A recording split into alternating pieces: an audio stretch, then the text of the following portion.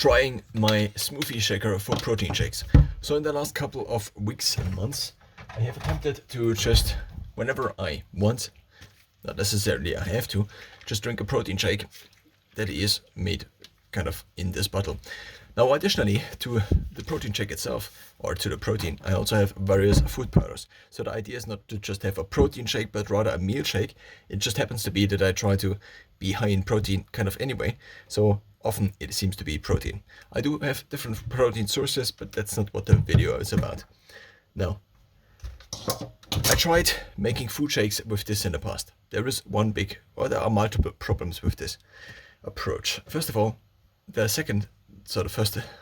first thing would be that whenever you have this in here, then the power of at least this smoothie shaker is not sufficient to actually turn the shaker to something that is very shaky.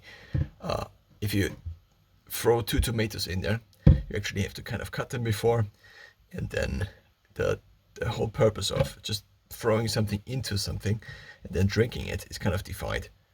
Now, I've actually been thinking for quite some time about a completely different solution to the meal shake problem, which was that I would just get something and then I could just throw it into a shaker and then I would just drink the shake.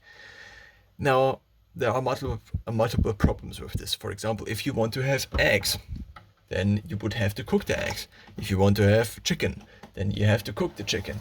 There is also kind of this part where you have to actually chew food, which is time consuming.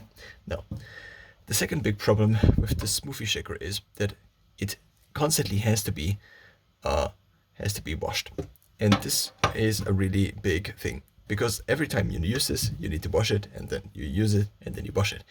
Which is also true for a very big shaker that would have cost me maybe 100 or 200 euros, whereas this one cost only 30 euros. And I have had it now for 8 years, I think, or around 8 years, or something like this. Now, let's try this. So instead of opening up this shaker, which is usually kind of just my normal routine, then adding about 2 to 3 scoops of protein powder, let's just try it with this here. The amount of water in here is the same. And now let's just try whey protein for this one. I also have a vegan protein and a beef protein, and there would also be other protein sources, which would maybe be maybe higher in protein. But currently I don't have. Currently this one is cheaper, which is the reason I have this. So the first problem we encounter is that, first of all, my phone is now empty, so I cannot use the flash any longer, and it turned the flash off. This problem also persisted over the last couple of years, ever since I got smartphones. Now, I would try this like this, and already we have something that is on in the kitchen sink. And then the second scoop, and again we would have something that is in the kitchen sink. Why? Because, well, the scoop is just too big, or the input here is too small, and so this is not optimal, because we then have a loss in terms of food powder, which is not very efficient. The next step would be to add additional water.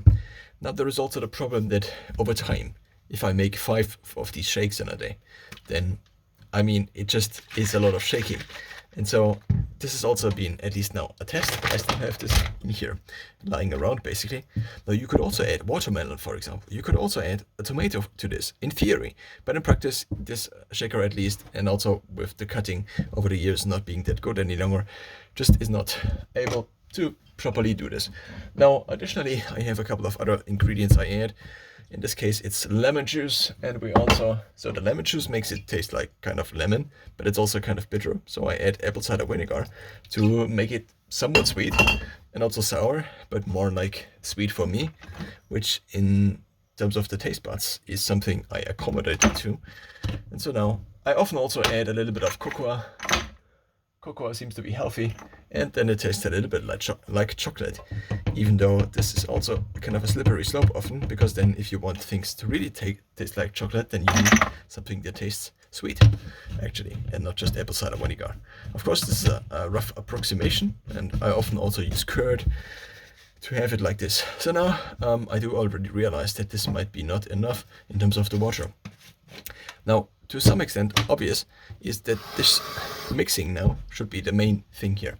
I also actually mostly had the idea because I wanted to have something that is cold. So in here I could have ice cubes in there, but then I need to make the ice cubes and then I need to refill the ice cube tray, and then the whole idea about milkshakes being so super time efficient just becomes less of a good idea. So now I will just have this in here because otherwise we don't see it on the camera. And now I will turn this on and we will see what it does. There is also this other problem. It's a design problem. Not necessarily a design problem, it's rather a design choice, which is that if I press this button, this turns on. But if I don't press this button, this doesn't turn on.